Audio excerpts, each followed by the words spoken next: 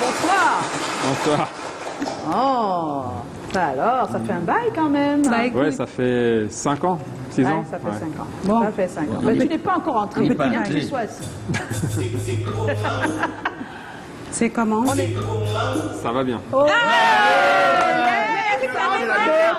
Ça fait longtemps qu'on n'a pas eu une telle descente. Tu es hors de la maison. Non, On adore. On est là. Ok. ok. On est là. Ouais. Mais ça fait du bien, hein, quand on tombe un peu. Oui, c'est sûr. Oui, parce qu'après on se relève. Bien sûr. Mais laisse-moi souhaiter la bienvenue à Bertrand Torpedo. Tu sais, lorsqu'on retourne son dos et qu'on regarde tout ce qu'il a fait, on constate qu'il a beaucoup fait. Quand tu regardes le spectacle, par exemple, de Valsero, tu vois toute l'énergie qui était derrière, tu regardes tout ça, tu dis, mais le monsieur, s'il dépend l'énergie comme ça, il récupère comment? À quel moment? Bon, quand on m'a dit qu'il était notre invité, il commençait à réfléchir que bon, on peut lui offrir quoi? C'était compliqué. Les chocolats, ils sont là-bas sur les blancs. Des trucs là, moi j'ai dit, il faut réfléchir à un truc qui va lui donner de l'énergie.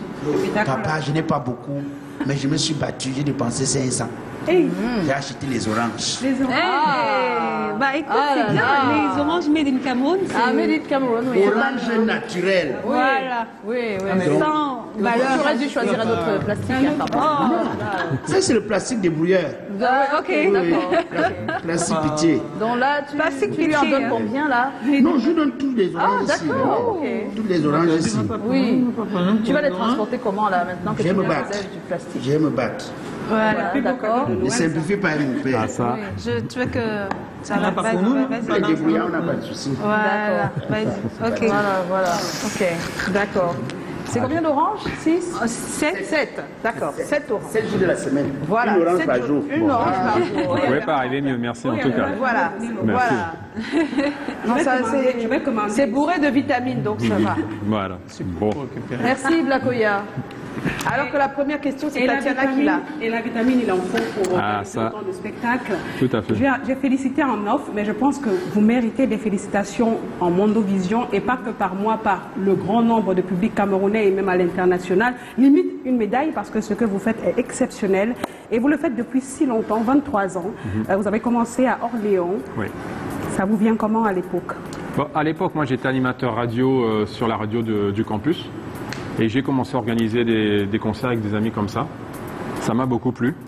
Bon, de fil en aiguille, j'ai continué. Dites-leur, hein, moi je connais un peu l'histoire. Ah bon, vous connaissez, voilà. Et puis après, j'ai été contacté par des artistes de plus en plus gros. Et en fait, moi, je pensais faire autre chose. Ouais. Et en fait, je savais pas que j'étais en train de créer mon métier pendant que je faisais ça. Et donc, à un moment donné, je me suis professionnalisé. Mais qu'est-ce qui t'a motivé d'abord à l'époque d'aller dans cette voie-là? À l'époque, c'était la passion. C'était un peu, l'argent Pourquoi n'était même pas en compte. Tu aimais la musique. C'est quoi le truc? Le Oui, déclic, c'était quoi? j'ai toujours été passionné de musique. D'accord. Mais comme vous savez, moi je suis né ici dans ce pays. Oui. Et je dois être le seul Africain qui n'a pas le rythme dans la peau. Je sais Qui pas n'a pas danser. Non, en tout cas, il va J'ai pas le danser. rythme dans la peau. Ça Non, veut dire qu'il va danser ici. Je vous promets. pas le seul, je vous vous êtes deux. promets, je sais il pas va danser. chanter, je sais pas danser. Il est là. Non, je me suis mis dans l'organisation. Ah, d'accord. Voilà, donc l'organisation, ça me plaît parce que ça, je sais faire. Et j'aime bien voir les artistes danser, j'aime bien voir le public s'enjailler et me dire que je fais partie des rouages de tout ça, ça c'est quelque chose qui me plaît beaucoup. Alors, tu es titulaire d'une licence de droit des affaires. C'était quoi la suite, en fait? Après Bon. ça, tu voulais faire quoi? En fait, à la base, ma mère m'avait dit, tant que tu n'as pas la licence, tu mourras sur ton dos. Ah. Et je pensais être enseignant ou avocat ou quelque chose comme ça. Mais quand la musique est arrivée, je faisais déjà mes études. Et à la fin de mes études, la musique était devenue plus forte que le cursus normal. Mais être organisateur, c'est aussi un business. Et est-ce que la licence en droit des affaires, ça t'aide pour ça? Oui, bien sûr. Ça m'aide parce que la musique, c'est aussi des contrats. C'est des contrats, c'est aussi une législation, c'est une fiscalité, en tout cas en Europe. Tout est régi par la loi. Donc il faut avoir la maîtrise de tout ça. Ouais, Donc, ouais, minimum. ça m'aide bien, oui. Blakoya. Voilà. Comment t'es-tu professionnalisé, perfectionné dans le métier? Ah, en fait, c'est l'expérience qui a fait ça. C'est l'expérience qui a fait que je me professionnalise. Et puis un jour, je travaillais avec des groupes américains, anglais, un peu africains. Et un jour, j'ai commencé à travailler avec les Japonais, complètement par hasard. Et les Japonais, vous savez, on dit travailler comme des Japonais, comme des fourmis. Et en fait, j'ai pas tenu le choc.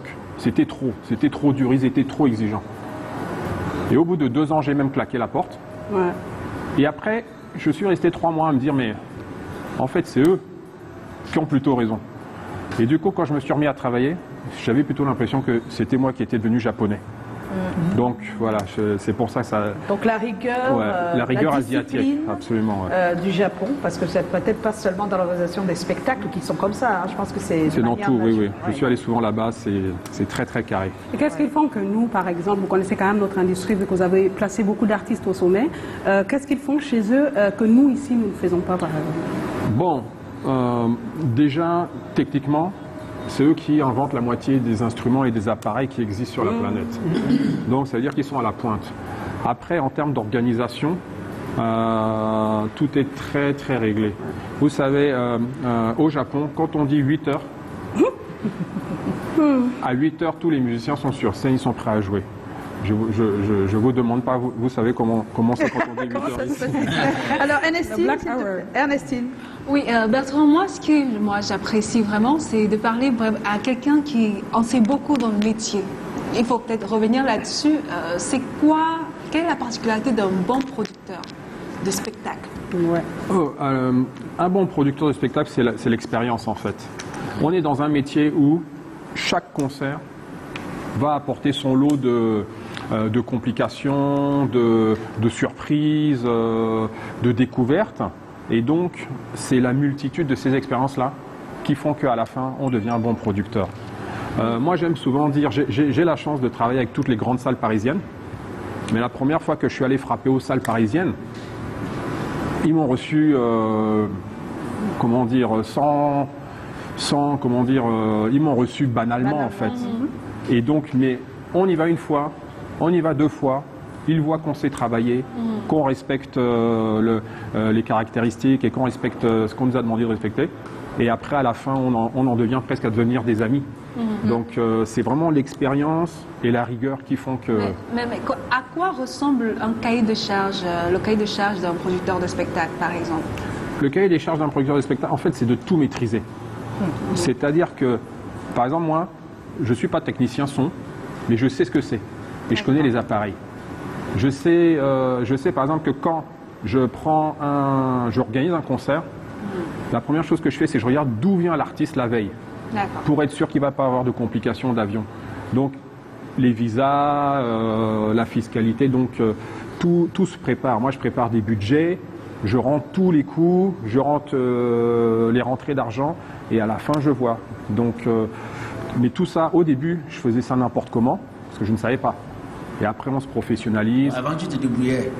On se débrouillait, quand tu parles de rentrée d'argent, c'est l'objectif en tant qu'organisateur de spectacle, parce que le talent de l'artiste, quand tu programmes pour un spectacle, on le connaît déjà, il a son public, mais l'objectif premier, c'est de remplir une salle. Ou bien, ça se passe comment? Déjà, Quand on est professionnel, quand on est amateur, l'objectif, c'est de se faire plaisir et faire plaisir aux gens. Ouais. Quand on est professionnel, l'objectif, c'est de faire tourner la boîte. Exact. Voilà, ce qui veut dire rentrer de l'argent pour pouvoir payer tout le monde, à commencer par l'artiste, tous ceux qui ont travaillé, et puis après soi-même. Et ça se passe comment, toi, tu vis ton plan, ton business plan pour y arriver, parce que tu y arrives tout le temps, c'est toujours plein, c'est fou. Ça se passe comment? Bon, alors déjà, on fait attention aux artistes. Hein, on essaye de sélectionner des artistes qui vont remplir la salle. On essaye aussi de viser la bonne salle. Donc un artiste qui va dans une salle de 2000, il faut éviter de le mettre dans une salle trop grande. Donc tout ça, c'est des calculs. Il y a aussi les artistes du moment qui ont le buzz. Peut-être un an après, c'est plus compliqué. Donc tout ça, ça se joue aussi parfois au niveau du budget. Est-ce qu'il t'est arrivé de te tromper? Oui, bien sûr. Je demande juste, hein, parce qu'après, voilà, on fait que parler de... Bien sûr, tout le monde se trompe. Parce que du bon producteur, mais c'est bien de savoir si ça arrive. Oui, c'est bien sûr. Bien sûr. Par exemple, une anecdote, on aime les histoires ici. On aime les histoires. Une fois où je me suis trompé, bon, comment est-ce que... C'est vrai que... Donc tu t'es trompé à quel niveau? Puisqu'il y a le choix de l'artiste, ensuite il y a l'organisation concrète elle-même. Non, c'est vrai qu'une fois, on va dire à Paris, j'ai fait un concert un week-end, le week-end de Pâques. Vous voyez. D'accord. Et j'ai été même surpris que la salle soit libre. Ouais. Donc je fais mon concert le week-end de Pâques. Et chez nous, comme c'est des week-ends longs, il n'y avait personne. Donc on a comment dire, on a vendu la moitié de la salle, alors que normalement on aurait dû vendre. On a fait aussi une autre fois une erreur. On n'a pas calculé, mais maintenant je calcule. J'avais oublié qu'il y avait une finale de championnat d'Europe de football le jour de notre concert, parce qu'on cale ça 8 mois, 1 an à l'avance. C'est ça en fait. Ouais. Et la France arrive en finale. Ah. On a même 500 personnes qui ont acheté des billets qui ne sont pas venues. Voilà, donc C'est des choses qui arrivent, mais ça vous permet de retravailler sur la méthode. Oui, c'est-à-dire que maintenant, quand je lance un concert, je regarde le calendrier, je regarde les Jeux Olympiques, Voilà, les matchs de foot, etc. etc. Ouais. Ça fait partie en tout cas. Mais je voulais quand même savoir, quand un concert marche ou pas, tu es obligé de payer le cachet. Tu peux finir, tu dis au gars que ça, tant que tu as vu que ça va marcher. Non, si par exemple tu viens faire une prestation, ça marche pareil, je te dis je te paye pas, tu fais comment? Voilà, tu fais quoi? Ah, ici, Il faut ils disent changer ça, ta hein. mentalité.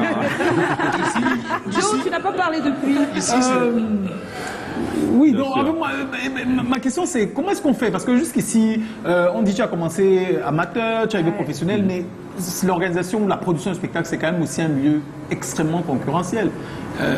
Comment on fait pour s'insérer facilement? En fait, vous savez, la production de spectacle, c'est un milieu où tout le monde se connaît. Chez nous, même ici, tout le monde se connaît. C'est ça. C'est-à-dire qu'à partir du moment où on est connu, reconnu, comme par hasard, tout devient beaucoup plus simple. Et en plus de ça, on a même un respect entre nous. Moi, par exemple, je ne vais pas aller voler l'artiste de quelqu'un d'autre. Mais j'attends qu'il fasse la même chose. Donc, à partir de là, on a aussi nos spécialisations. Moi, je fais beaucoup de ce qu'on appelle des artistes communautaires. Donc, qu'ils soient africains, asiatiques, même orientaux. Parce que je sais que c'est un créneau que les autres ne maîtrisent pas vraiment. Donc, je vais là-dedans. Et on a des artistes qui remplissent des grandes salles. Donc, et qui ne sont pas connus par les très très gros producteurs occidentaux non plus. Donc en fait, le secret, c'est aussi de pouvoir trouver sa niche. C'est-à-dire que Oui, quelque c'est chose ça. que tout le monde ne fait pas. Son business. Voilà. Alors, qu'est-ce qui jusqu'ici reste difficile pour toi dans l'exercice de cette activité? Bon, il n'y a pas grand-chose qui soit vraiment difficile. Maintenant, en fonction de l'artiste et de son public, il faut s'adapter. Il faut savoir que quand je fais les Japonais, ils achètent 80% des billets la première semaine. D'accord. Quand je fais les Africains, Le jour J. 80% c'est la dernière semaine. Donc on fait Non, ils ont fait des efforts, là, 3 mois. c'est la dernière semaine quand même, parce qu'avant c'était le jour J. Hein. Ouais, Ils ont évolué. bien sûr ils ont évolué, mais bon, c'est-à-dire qu'on fait quand même 6 mois de préparation C'est ça. avec la sueur. Oui. Parce qu'on est sûr de rien. On n'est pas sûr, On jusqu'à est- la on est dernière jamais semaine, sûr de rien. quand c'est africain. Voilà. Donc ça c'est. Mais pourquoi c'est comme ça? Pourquoi ça qu'est-ce Non, qui c'est un explique? problème de culture. C'est D'accord. tout simplement, Même un problème après de culture. avoir La été discipline de dans le l'autre travail, côté, on n'a pas- résident, ça n'a rien changé quoi. Non, non, les jeunes, on va dire africains ou fils d'Africains en France, commencent maintenant à acheter en avance. En avance, Mais oui. c'est les mêmes qui vont écouter Beyoncé, qui vont écouter ou qui vont aller voir Shakira, etc. Donc il y a déjà cette Il petite n'y a pas peut-être culture de ça. l'éducation à la chose. Voilà. Peut-être que vous devriez faire des conférences pour éduquer à la chose. Bon, pourquoi pas, mais C'est un après, businessman, hein? c'est du... non, c'est pas ça. C'est du surtout haut. que moi je considère que c'est du bon sens. Oui. Je me vois pas expliquer à des gens des choses qui sont tout simplement du bon sens. Chez nous, là, il faut faire de expliquer. manière naturelle. Alors, quel est ton regard sur l'organisation des spectacles au Cameroun? Tu regardes un peu comment ça se passe ici? Ben, figurez-vous que là, je suis justement en mission, Oui. puisque je suis régisseur général et directeur technique du concert de Fally Ipupa, Oui.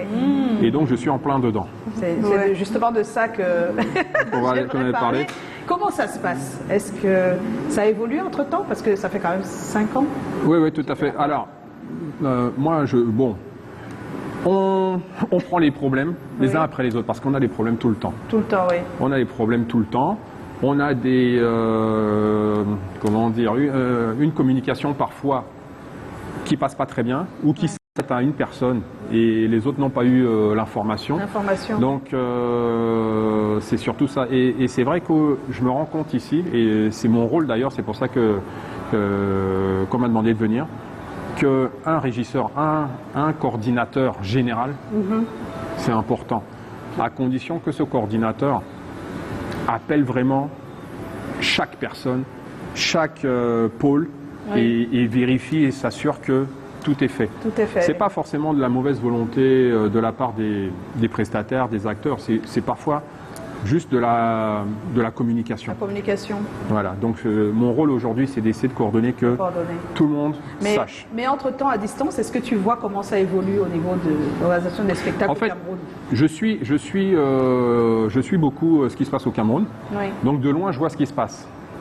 Maintenant, vous savez, il y a ce qu'on voit sur les images, et puis il y a quand on met les mains dans le cambouis et toutes les surprises qu'on trouve.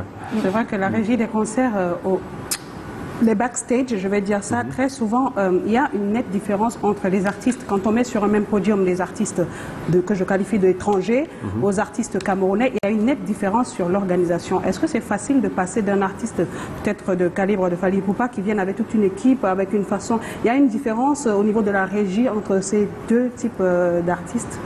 En fait, c'est encore une fois culturel. Vous savez, Fally n'a pas toujours été le Fally qu'il est aujourd'hui.